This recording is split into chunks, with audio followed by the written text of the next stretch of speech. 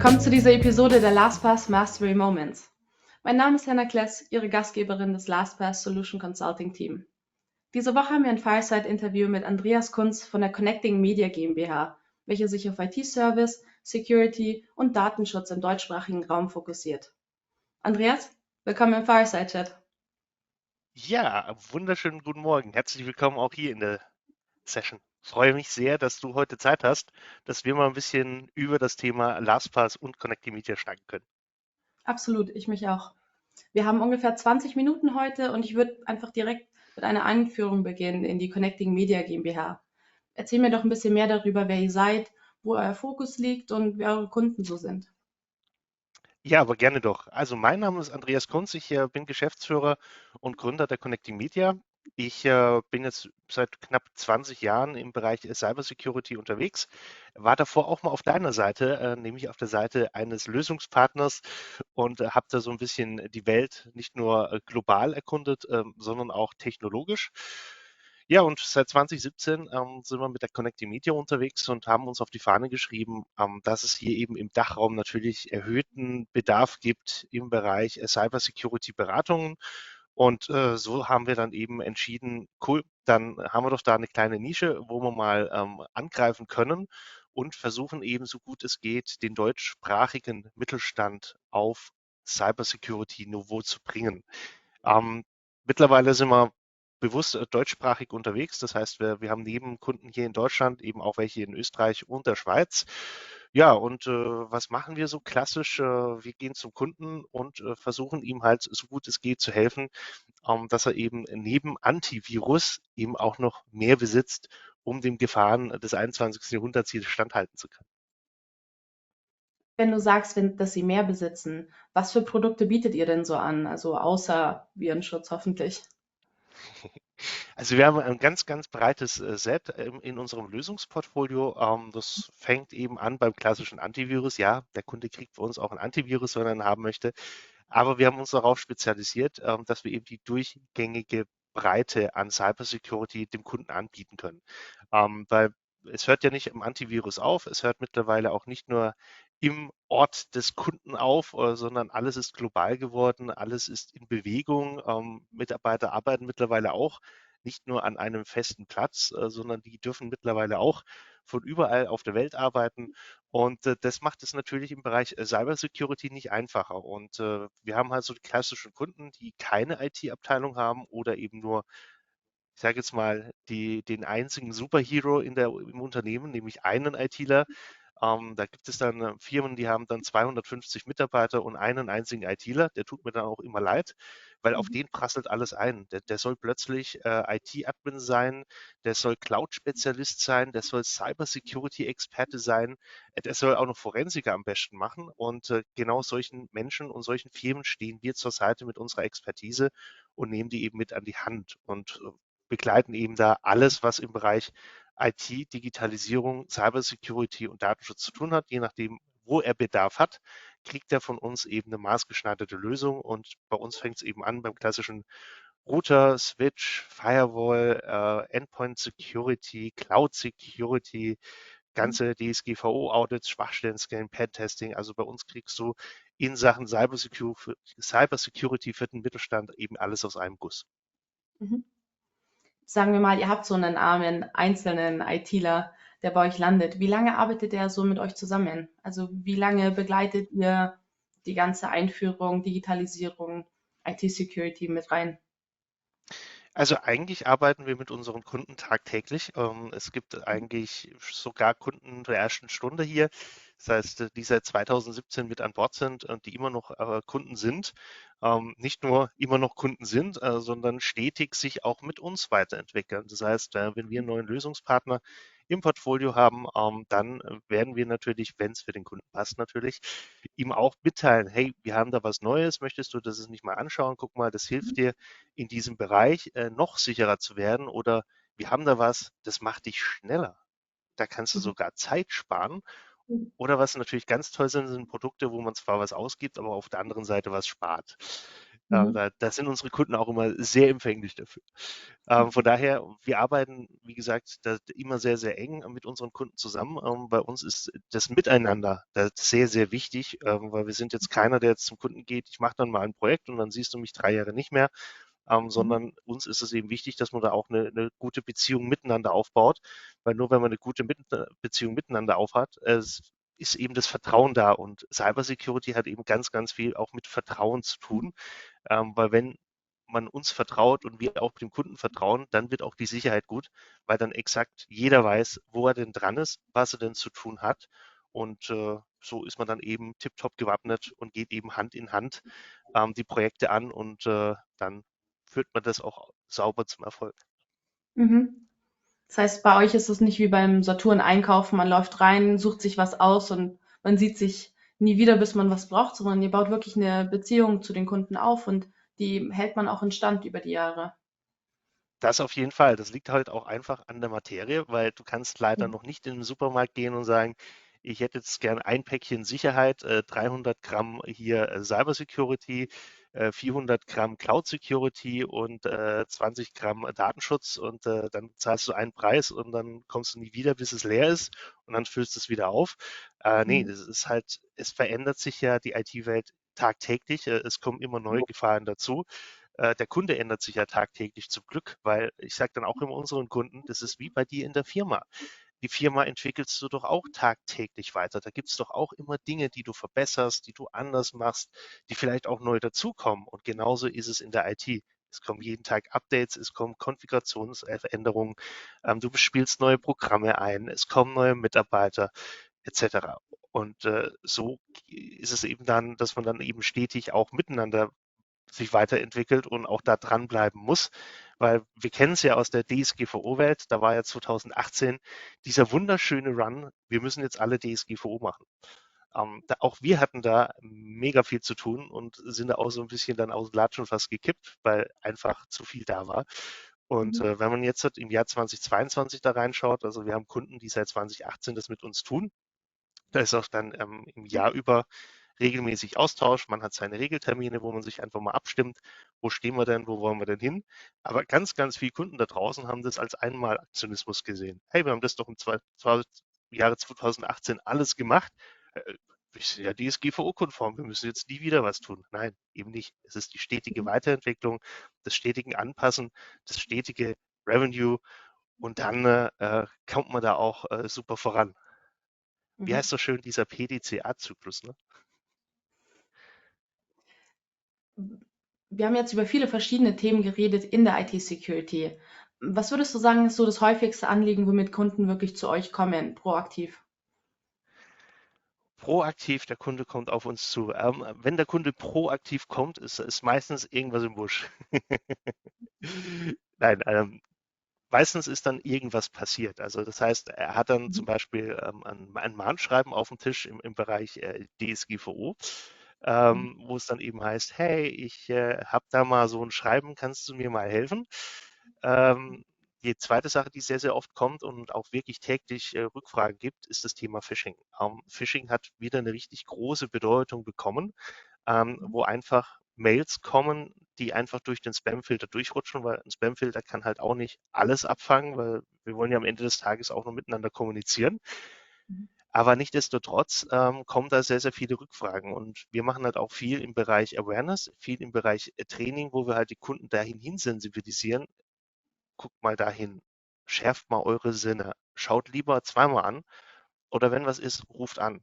Wir gucken gerne mit drüber, dass da euch nichts passiert. Und die dritte Variante ist natürlich das, was auch in den Medien sehr, sehr groß drin ist, das Thema Ransomware-Attacken. Also wir haben viele Kunden, die dann irgendwelche Dateien bekommen, so die meisten rufen dann an und sagen, hä, soll ich da drauf drücken? Nein. Manche drücken drauf und rufen dann halt an und sagen, hey, mein PC ist verschlüsselt, kannst du mir mal helfen? Also die Klassiker haben wir da an der Stelle auch. Mhm. Grundsätzlich würdest du sagen, dass viel, also du meintest schon, dass wenn die Kunden proaktiv auf euch zukommen, ist da irgendwas im Busch. Habt ihr mehrere Kunden, die einen Sicherheitsvorfall hatten, die dann daraufhin zu euch kommen? Ja, da haben wir nicht nur einen, sondern tagtäglich kommt da mal einer um die Ecke. Mhm. weil einfach aktuell der Markt da draußen sehr, sehr heiß ist und auch die Hacker schlafen ja nicht, das ist ja so mein schöner Slogan bei mir im Podcast, sondern der Hacker, der fragt dich ja auch nicht, ja, ist es okay, wenn ich von Montag bis Freitag von 8 bis 18 Uhr hacke? Nein, der macht, wann er das Bock hat und am besten nämlich da, wenn du nicht in der Firma bist. Und die Kompromittierung von Kunden ist echt ein Riesenthema. Also wir sind ja auch Mitglied bei der Cyberwehr hier in Karlsruhe. Die Cyberwehr ist quasi wie die Feuerwehr für Cybervorfälle, wo man im Verbund mit anderen IT-Systemhäusern ist oder mit IT-Partnern ist. Und wenn da halt jemand einen Cybervorfall hat, ruft er halt die schöne Nummer an. Es ist keine 112, leider nicht, aber es ist eine etwas längere Nummer. Und wenn man da anruft, bekommt man eine Vorfallsanalyse. Und die Vorfallsanalyse wird dann dort notiert. Es ist wie so eine Art Leitstelle. Und die Leitstelle leitet dann die Vorfälle an die Partner weiter. Und einer dieser Partner sind wir. Wir sind da auch entsprechend geschult und zertifiziert. Und wenn ich so mein Mailpostfach anschaue, es vergeht eigentlich kein Tag, wo da nicht irgendeine Anfrage reinkommt. Hey, kann jemand helfen? Folgender Kunde hat folgendes Problem. Also das ist wirklich brandheiß da draußen. Wahnsinn. Wenn man sich das so vor Augen hält, dann rückt es das Bild nochmal wirklich zurecht. Würdest du, Definitiv. was empfehlt ihr euren Kunden, um nicht in so eine Situation zu geraten? Oder auch in Zukunft nicht mehr wieder in so eine Situation zu geraten? Habt ihr irgendeine Art von IT-Awareness-Training? Ja, auch da sind wir stark unterwegs. Wir haben da immer so einen Mix, weil wir immer sagen, okay, was ist denn jetzt beim Kunden erforderlich? Es ist ja eigentlich, der Kunde ist ja seit der DSGVO dazu verpflichtet, einmal im Jahr seine Mitarbeiter zu sensibilisieren im Bereich Datenschutz. Aber Datenschutz hört ja nicht beim Datenschutz auf, sondern hat ja auch schöne Überschneidungen mit dem Thema Cybersicherheit, wo man dann eine Kombination macht aus Datenschutz und Security Awareness Training. Mhm. Es gibt dann mehrere Optionen und es gibt dann die Option, du machst es halt einmalig, dass du den Stempel drauf hast und dann hast du deinen Nachweis. Es gibt halt aber auch viele Kunden, die sagen, gut, wir machen eine Kombination draus, weil wir haben zum Beispiel Mitarbeiter in der Produktion. Da brauchst du jetzt nicht rund um die Uhr schulen, wie bediene ich einen PC, weil die stehen an der Maschine, machen ihren Schichtdienst, stempeln sich in einem Terminal ein und einem Terminal wieder aus. Da braucht man ein anderes Awareness-Training, wie jetzt zum Beispiel in der Buchhaltung, die plötzlich Geldbeträge von A nach B schieben, die hier mit sensiblen Kundendaten agieren, oder eine Personalabteilung, die ganz, ganz wirklich sensible private Daten teilweise eben auch von Mitarbeitern haben. Und da haben wir eben ein Schulungskonzept entwickelt, wo wir sagen, wir haben so unsere Standardtrainings, das ist ein Schulungsportal, das wir selber gebaut haben. Dann haben wir mit unserem Kooperationspartner der Myverse haben wir einen kompletten virtuellen Raum geschaffen. Das heißt, du kannst dich in einem virtuellen Awareness-Raum bewegen und dort eben spielerisch und auch mit Spaß im Thema Awareness dich weiterbilden. Natürlich auch mit so einer kleinen Fragerunde am Schluss, damit ich auch weiß, bist du nur durch die virtuelle Welt gegeistert oder hast du auch aufgepasst, was da so steht? Und der dritte Bereich ist, dass wir eben dann auch nicht nur dieses typische Classroom-Training machen, sondern eben dann auch beim Kunden mal vor Ort gehen und schauen, gehst du mal in die Raucherecke, gibt es da irgendwie schönen Tratsch, den man verwenden kann als, hey, ich bin übrigens der neue Mitarbeiter, grüßt euch. Oder man läuft dann mal durch die Firma und guckt, was man da so alles mitnehmen kann, steht dann eben beim Geschäftsführer im Zimmer und sagt, guck mal, ich habe einen neuen Stapel dabei, das lag hier bei euch alles rum. Ich glaube, wir sollten über das Thema Awareness sprechen. Oder was ich auch immer sehr, sehr gerne mache, ist so einen USB-Stick fallen lassen, irgendwo im Unternehmen, wo auch noch geheim draufsteht. Du glaubst gar nicht, wie schnell das Ding in irgendeinem PC drin ist. Also es ist immer wieder amüsant. Also da haben wir wirklich das ganze Spektrum, haben dann aber auch Lösungspartner, wo wir dann eben auch das Awareness nicht nur im Gespräch eben führen, sondern eben auch anhand von Unternehmens-E-Mails als Beispiel eben Phishing-Simulationen machen, wo wir dann schauen, ja, fallen die jetzt drauf rein oder haben sie aufgepasst? Du musst es mir sagen. Was ist auf dem USB-Stick drauf, sobald man den einmal reintut? Auf dem USB-Stick ist natürlich nichts drauf, außer ein kleines Stückchen Software, die sich dann bei mir meldet. Hallo an PC1, ist jetzt was drin. Wir haben uns da auch schon Dinge überlegt, ob man da einfach ein Strandfoto von mir macht. Ich weiß nicht, ob das jetzt dann zu abschreckend ist, wenn einer kommt so, hi. Ich sehe auf jeden Fall den Aber Anwalt. wir sind dabei, uns das mal zu überlegen, was man da noch so alles treiben kann.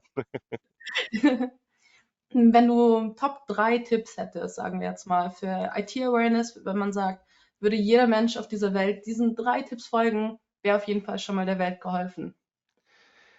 Oh je, oh je. Ich glaube, da reichen gar keine 3 Tipps, weil das einfach zu vielschichtig ist. Aber ich versuche ihn mal kurz zu halten. Also Tipp Mhm. eins wäre einfach, in IT-Sicherheit auch zu investieren, weil wie gesagt, es ändert sich tagtäglich. Man sollte da mit der Zeit gehen. Und ja, man braucht nicht die größte Kanone, um damit auf den Spatz zu schießen, aber so eine Grundabsicherung an Software braucht man. Und der zweite Bereich, den ich mittlerweile auch jedem empfehle, ist, schließt eine Cyberpolice ab, weil wir kriegen technologisch einfach nicht alles zu 100% sicher. Es gibt keine 100%ige Sicherheit. Und wenn der Worst Case da ist, dein Unternehmen verschlüsselt ist, dein Unternehmen steht, bist du es heilfroh, wenn du da jemanden hast, der dir dann die Kosten übernimmt, weil das kann ratzfatz auch ganze Existenzen kosten. Und deswegen ist es wichtig, dass man auch hier Vorsorge betreibt. Und Punkt 3 ist, investiert nicht nur in Technik, investiert nicht nur in Versicherung, sondern investiert in die Menschen, weil die Mitarbeiter sind die wichtigsten IT-Security-Experten, weil der Mensch ist die wichtigste Firewall für mich im Gesamtunternehmen, weil das ist die Nase, der sogenannte Lieblingslayer 8, der vor der Maschine sitzt und die Aktionen tätigt. Also das wären so kompakt bei meine 3 Tipps, wo ich sage, das sind definitive Must-Haves, wo man sich auch als Chef drum kümmern sollte. Vielen Dank dafür. Kannst du mir mehr zu den Versicherungen erklären? Was für Cyber-Policies siehst du da so? Was sind so die Bedingungen und inwiefern können sie dem Kunden auch wirklich helfen? Ja, da ist es natürlich auch wie in der IT-Sicherheit. Zu vielen verschiedenen Themen gibt es viele verschiedene äh, Möglichkeiten und Optionen. Wir haben da auch natürlich ein Netzwerk an Experten, auf die wir dann zurückgreifen, weil ich bin ITler, daher sage ich immer, Schuster, bleib bei deinen Leisten, und versuche dann aber mit dem Kunden zusammen eine richtige Lösung zu finden. Also wir kooperieren mit verschiedenen Versicherungen, haben auch einen Kunden, der ist zufällig, hat der einen Maklerpool. Das heißt, da kommen wir immer an die brandaktuellen Infos dran, welche Versicherungen es so da draußen gibt. Und es gibt nicht zum Glück nicht die eine Versicherung, sondern je nach Kundengröße, nach Kundensegment, nach Umsatz, nach Sensibilität, was er denn tut, gibt es natürlich verschiedene Versicherungen, die sich darauf spezialisiert hat.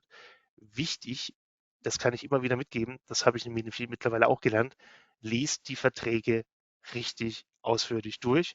Und wenn ihr so einen Fall habt und mit so einer Versicherung abschließen wollt, holt uns mal als Experten mit dazu. Weil Mhm. am Ende des Tages bekommst du nämlich von jeder Cyberversicherung einen Fragenkatalog. Und diesen Fragenkatalog musst du ausfüllen. Und da steht dann eben drinne, was hast du denn so cybertechnologisch im Einsatz? Hast du irgendwo eine Zwei-Faktor-Authentifizierung? Machst du Cloud-Sicherheit? Hast du ein ausgelagertes Rechenzentrum? Und viele, viele verschiedene technische Fragen.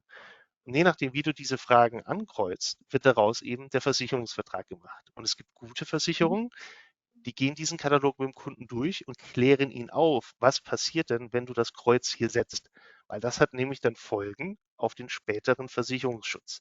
Weil je nachdem, Mhm. was du da ankreuzt und es kommt dann zu einer Hacking-Attacke und die Hacking-Attacke ist dadurch geschuldet, dass du etwas nicht hast, obwohl du es angekreuzt hast, dass du es hast, dann zahlt auch keine Versicherung. Deswegen ist es da extremst wichtig, dass man auch da Versicherung und IT-Techniker Hand in Hand das ganze Ding für den Kunden durchexerziert und wir haben da wirklich gute Kontakte zu den Versicherungen, wo wir eben auch wissen, bei welcher Versicherung brauchst du denn auch welche Technologie. Ähm, Führt meistens dazu, dass dann die Versicherung auch auf uns zukommt und sagt, hey, Mhm. wir haben da einen Kunden, wir kriegen die Versicherung nicht abgeschlossen, weil ihm fehlen noch IT-Security-Bausteine oder generelle IT-Bausteine. Kannst du helfen? Und dann kommen wir wieder ins Spiel, machen zum Beispiel dann auch einen Passwortmanager, was da immer guter Punkt ist, dass der Kunde da vorankommt und eben mit begleitet wird und nicht abgezockt wird. Mhm. Du kamst schon auf den Passwortmanager zu sprechen und wir sind natürlich hier bei LastPass. Ähm, Hat der auch eine Relevanz bei euch? Also seht ihr das in den Cyberversicherungen? Also in den Cyberversicherungen steht es konkret nicht drin, aber wir bringen das immer wieder gleich mit schön ins Spiel, weil der Kunde, das Erste, was er immer hat, ist, oh, ich brauche nochmal ein Login. Ach so, ich muss mich jetzt mal hier anmelden. Mist, wie ist denn das Passwort nochmal? Und da gibt es die exotischsten Varianten. Der eine schickt es dir direkt per SMS, wo du nur denkst, Danke. Beim anderen bekomme ich einen Screenshot per WhatsApp, wo drauf steht Benutzername, Passwort, IP-Adresse, wo du auch denkst, danke, jetzt ist es auch in Amerika angekommen. Mhm. Andere sagen dann, die Excel-Tabelle meines Vertrauens ist mein Passwortmanager. Und wenn man ihnen dann mal so die Vorzüge mitgibt, guck mal, du musst dir nicht für jedes Portal ein eigenes Passwort ausdenken. Per Knopfdruck hast du das, es ist abgespeichert. Du hast es in einer zentralen Stelle, das auch noch in jedem Programm integriert ist. Also du musst dir wirklich nichts merken, sondern du kannst es out of the box gesichert machen. Das Ganze ist BSI-konform, DSGVO-konform und erfüllt sämtlichen ISO-Kriterien. Da fängst du dich nicht mehr manuell an. Kauf dir mal einen gescheiten Passwortmanager. Und wenn man dann ihn mal sensibilisiert hat, dass man da für überschaubare Kosten schon direkte Mehrwerte generiert, ist es meistens auch für uns schon ein Türöffner, dass wir sagen, guck mal, wir haben dir jetzt nicht nur Sicherheit gebracht, sondern wir haben dir auch ein Werkzeug gebracht, was plötzlich nicht umständlicher ist. Weil bei vielen ist ja da draußen immer so diese Mehr, jetzt müssen wir Cybersecurity machen, jetzt wird alles umständlich, jetzt dürfen wir dies nicht, jetzt dürfen wir das nicht. Meine Mitarbeiter arbeiten jetzt nur noch 80%, so nach dem Motto, weil 20% sind sie mit Cybersecurity beschäftigt. Nein, mit diesem kleinen Türöffner zeigen wir dem Kunden schon, nein, wir haben dich ernst genommen. Du brauchst was, was du auch bedienen kannst als Nicht-Quantenphysiker. Und du brauchst was, was schön integrierbar ist, dass es nicht umständlicher wird, sondern am Ende bist du sogar schneller, als wenn du deine Excel-Tabelle nimmst. Mhm. Gute Punkte, die du angebracht hast. Ich hätte es nicht besser sagen können. Dankeschön. Bevor wir das Interview beenden, würde ich gerne noch deinen abschließenden Tipp hören. Worauf sollten Unternehmen oder auch gerne Arbeitnehmende ihren Fokus legen, wenn es um IT-Security geht und wieso sollte man gerade mit euch zusammenarbeiten? Ja, ja, jetzt kommt der Dauerwerbeblock, ne? Nein, Spaß beiseite. Ja, warum, was sollte man tun? Unser Credo ist Sicherheit durch Sichtbarkeit. Das ist auch unsere neueste Kampagne, mit der wir dieses Jahr am Markt am Start sind. Bevor ihr irgendwelche riesengroßen Invests tätigt, irgendwelche Sachen kauft, macht doch einfach mal ein Status Quo. Schaut euch an, wo stehe ich denn im Bereich Cybersecurity wirklich? Wie steht es denn um mein Unternehmen, um dann daraus entsprechende Maßnahmen abzuleiten, die man dann wiederum mit unserem Lösungsportfolio oder eigenen Lösungen füllen kann, damit man eben schauen kann, ist es denn nur eine administrative Änderung, die ich brauche, um von einem roten Punkt auf einen grünen Punkt zu kommen, oder muss ich dann halt vielleicht doch mal eine neue Firewall anschaffen, weil meine aktuelle 12 Jahre alt ist. Und deswegen kann ich dann nur wärmstens empfehlen, geht auf unsere SecAudit-Seite, schreibt man secout.it. Da kann man nämlich auch direkt einen Termin mit mir buchen. Und das ist auch das Produkt, was ich da draußen wärmstens empfehle, weil lasst uns doch erstmal schauen, wie es um euch steht, bevor wir in blanken Aktionismus verfallen und irgendwas kaufen, was ihr am Ende wahrscheinlich keinen Nutzen davon habt. Sehr gut. Andreas, danke dir für deine Zeit heute. Ich habe zu danken. Vielen Dank für das Interview heute. Bleibt mir gesund und munter und ich freue mich, wenn wir uns bald auch mal wieder physikalisch sehen auf einen der nächsten Messen. Absolut. Das war es auch schon heute mit dem Fireside Interview. Vielen Dank für Ihre Aufmerksamkeit und abonnieren Sie gerne unseren YouTube-Kanal, wenn Sie in der Zukunft weitere Mastery Moments Episoden sehen möchten. Ich bin Hannah Kless und das ist das Ende dieser Folge.